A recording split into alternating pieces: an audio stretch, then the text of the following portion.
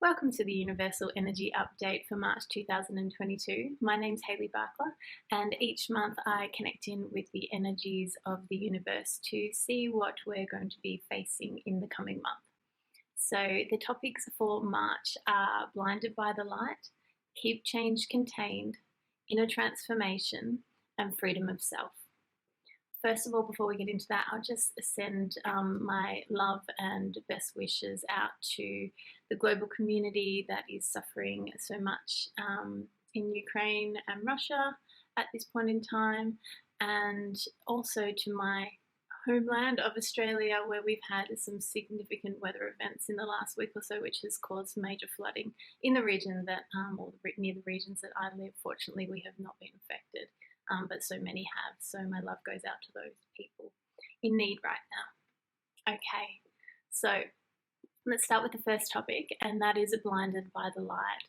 There's a resounding feeling from so many on the planet right now that we're being betrayed by the light, essentially. That, we're on this absolute pathway of pushing light out there into the universe and into what we're seeing on Earth, and we're not seeing any traction being gained from that. If anything, we feel like we're probably seeing the opposite. So there is this this point to make about that. If you're not feeling or sensing that greatness, it's that you're withholding yourself from seeing that at this moment. And in March, we have been tasked with trusting in the light more so than ever. And that's going to be even more challenging based on what we're seeing play out on the global stage. But it is highly important that we hold true to what we can do as a collective consciousness when everyone is emanating light together. Now, just one thing for those that do feel like they're light workers or light bearers and have a really strong sense of that's what they've come to Earth at this particular time, that it's actually potentially becomes harder for those people, and we can become quite deluded in the light because we swing so much from high to low. And if we're not having light reflected back to us, that is felt in such an intense way. In comparison to someone that is potentially less aware of light or less attuned to their own light, where they're not seeing those the gravity, I guess, of what's happening on the planet in the same way from the same perception. So not to say that they're not seeing the destruction and the turmoil and terror that is, but it's not potentially experienced or felt in that same resonance as someone that is a light worker or is that using their light to create change on the planet. So it is a massively strong reminder to continue to trust in the light, as hard as that is. I have been challenged with that in February myself. And also to remind us that it's not a trap. We're not stuck on a roundabout. This all will end, and it will end in a positive note. But we came here for this challenge, and that we have to hold true and stick to that.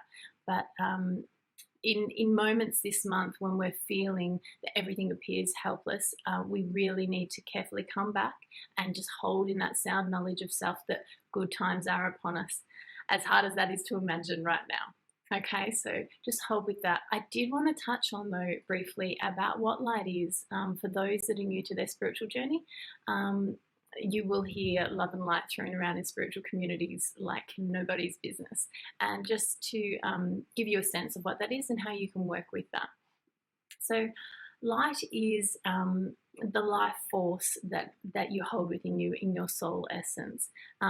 We are all energetic beings. We live on an energetic planet. Everything is energy around us, but your ability to control and contain and use your own light, your own power, your own energy sits within self. So when people say about spreading light or bringing light, it's about connecting into that sense of self and that power and that vibration that we hold internally, even if we are not consciously aware of that vibration, but it does have a resonance and it does beam out to the world. And holding that in love, holding that in truth, sitting with that in practices such as meditation, out in nature, being kind, being considerate to others, caring for self, fueling our bodies with healthy foods, fueling our bodies with healthy information and entertainment. That's equally important because light travels on frequency and vibration, and if we're watching only negative things on TV, for instance, or if we're potentially a gamer and we play a lot of games that are quite violent and negative, that has an impact on our soul resonance as well. So that sort of encompasses what light is. And when we talk about light as a collective and what we put out there, if we can align to our own truth, so when we're mismatched and when we're off alignment and when we're not putting out our light, we're not aligned to our actual soul truth. If we feel bad about ourselves, if we have feelings of despair or disgust for ourselves, even, the further we get away from our deep inner truth of who we are as creative, free beings on this planet here to experience the world, the further we get away from that, the less light we are capable of emitting. And when we emit light as a collective consciousness and more people put out their aligned light, it creates like a symphony of positivity across the globe, an electrical current, if you will, of higher vibration that you can't get out of if you're in amongst it. You know, it's like going to a rock concert, let's say. You can't just stand here and not hear the music. It's going everywhere. And that's that same sort of premise, is that if there's positivity and light being beamed out from so many people at one time with intent and with integrity, that people not feeling so great will be affected by it. It's around them. It's everywhere. This is ether. So that's the importance of light, and that's the importance of really getting in touch with who you are and what you want to see in the world and how you want to create that, and it being from a authentic, genuine, soulful, positive resonance in your heart. So hopefully that helps people a little bit with light, and we can all continue to trust in it and beam it out for March. Okay, so our second topic for the month is change, contain change, something like that. Anyway, essentially what it means is that there is, and we touched on this in the February update, there's a mass amount of disruptive energy going on Mother Earth at the moment. Obviously, what we're seeing play out by the people of Mother Earth, by the planet, from her environmental responses to how we're behaving, to the planets, to everything around that. There are a lot of energetic fluctuations happening, and that is not a great time for drastic change on a personal level.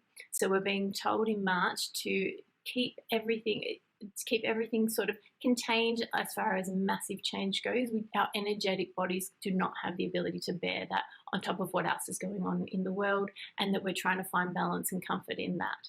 So the other point is, though, it does not say no change. This is not to remain stagnant. This is not to do nothing. It's not that that's the case, but just smaller steps, not big leaps. Okay, so our third topic is freedom of self and not freedom of all. And that can be quite a challenging topic for people to accept in the current environment of what's going on. Obviously, there are a number of freedom rallies happening around the world at the moment, and that everyone has that right to their own freedom. But just for March, and I just want to be quite clear, these updates are time specific. So this doesn't mean that we're stepping back from aligning with our brothers and sisters in the world, and that we're here for everyone.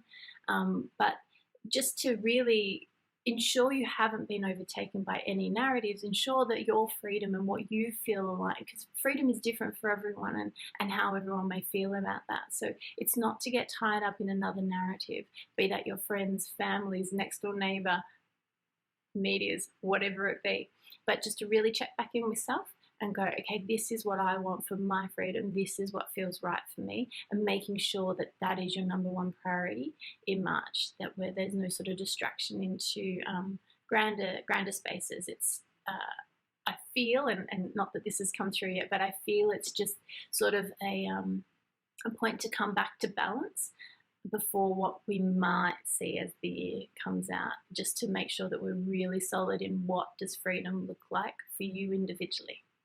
Okay, so our fourth topic for March is inner transformation. Now, as far as I'm concerned, it's always a good month for inner transformation, but it can become quite taxing at times, and March's energies are aligned to help us through that. Now, I'm not an astrologer, but I did get told that there's alignments in March, this is from the channeling, that there are alignments in March that are highly supportive of great streams of conscious thought coming through. If you are an astrologer, by all means, put your comments down below and tell me whether you feel this is true or not.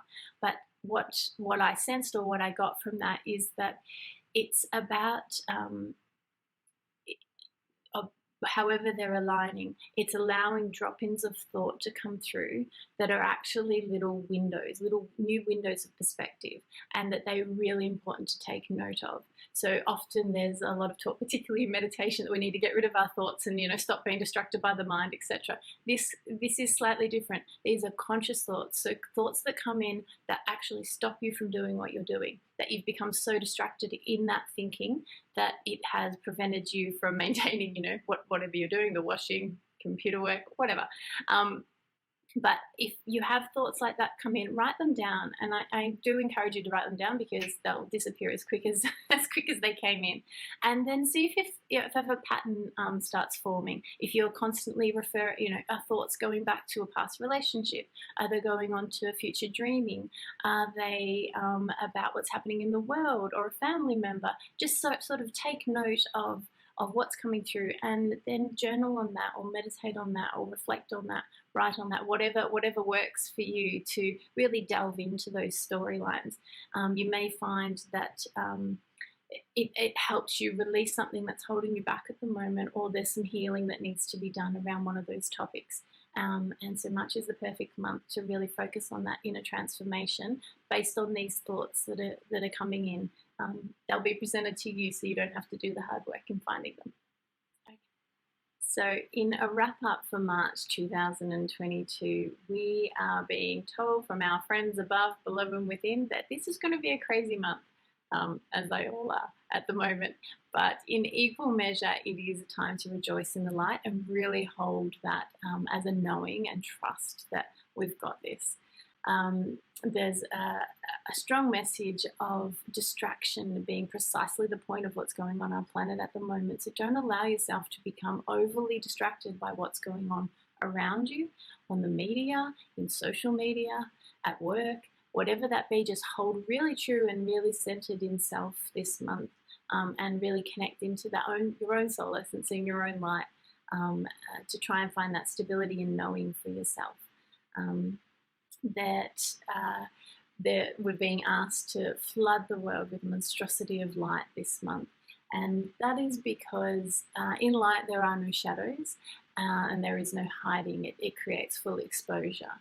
So for the darkness that's on the planet, potential people that have power in mind rather than presence and humanity, best will, that they can't align in a massive burst of light. So let's keep shining our light, and I will see you in April with our Easter update and a check-in on how March went. Okay, have a great month.